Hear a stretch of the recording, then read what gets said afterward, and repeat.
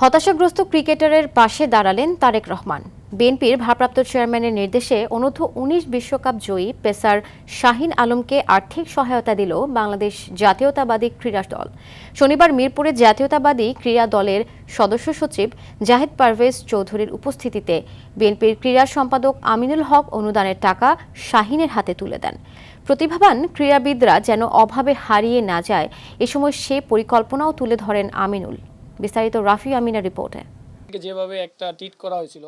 শাহীন আলম ছিলেন 2020 সালে বাংলাদেশের অনূর্ধ্ব-19 বিশ্বকাপ ক্রিকেট জয়ী দলের অন্যতম সদস্য। সেই জুনিয়র দলের অনেকেই এখন জাতীয় দলসহ বিসিবির বিভিন্ন দলে দেশকে প্রতিনিধিত্ব করছেন। বিপরীতে দীর্ঘদিনের ইনজুরি, পারিবারিক অসচ্ছলতা এবং আর্থিক সংকটে শাহীনের জীবনে নেমে এসেছে অন্ধকার। এমন অবস্থায় বিসিবি কিংবা ক্রীড়া পরিষদ থেকে পাননি কোনো সাহায্য। দলীয় চেয়ারম্যান তারেক রহমানের নির্দেশে হতাশায় নিমগ্ন সেই যুবকের পাশে এসে দাঁড়ালো জাতীয়তাবাদী ক্রীড়া দল।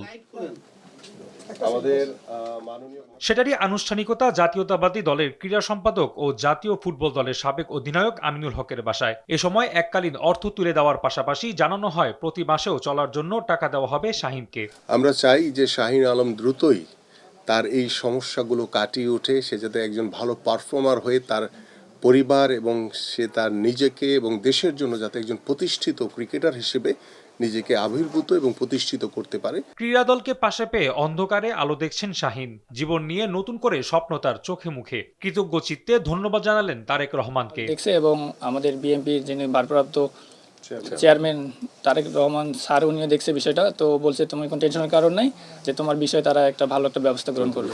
আমিনুল হকের মতে ক্রিকেটারদের প্রতি আরও যত্নশীল হতে হবে ক্রিকেট বোর্ডকে। বিএনপি সরকারে গেলে ক্রীড়াবিদদের স্বাস্থ্য সংশ্লিষ্ট বিষয়গুলোতে জোর দেওয়ার কথা বলেন তিনি। স্থায়ী কর্মসংস্থান ও সরকারি ভাতা প্রদানের মতো পরিকল্পনার কথাও বলেন তিনি। আমরা এমন কোনো সংস্থা বা এমন কোনো প্রতিষ্ঠান বা এমন কোনো ফাউন্ডেশন আমরা গড়ে তুলতে পারি কিনা যেখান থেকে সারা বাংলাদেশের সকল অসহায় খেলোয়াড়দেরকে মনিটর করে তাদের পাশে সরকার, তাদের পাশে সেই ফাউন্ডেশন, তাদের পাশে সেই ক্রিকেট বোর্ড দাঁড়াবে।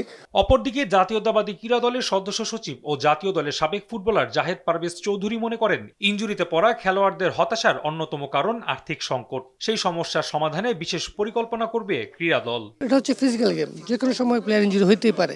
সো এটাকে কনসার্ন রেখে ইন্স্যুরেন্সটাকে এমনভাবে ডেভেলপ করে যাতে ক্লাবগুলো পে করে ইন্স্যুরেন্স প্লেয়ার ইনজুরি হওয়ার সাথে সাথে তাৎক্ষণিকভাবে টেক কেয়ার করে। রাফি আমিন, RTV, ঢাকা। সরকারে নেই, কিন্তু এখানে যা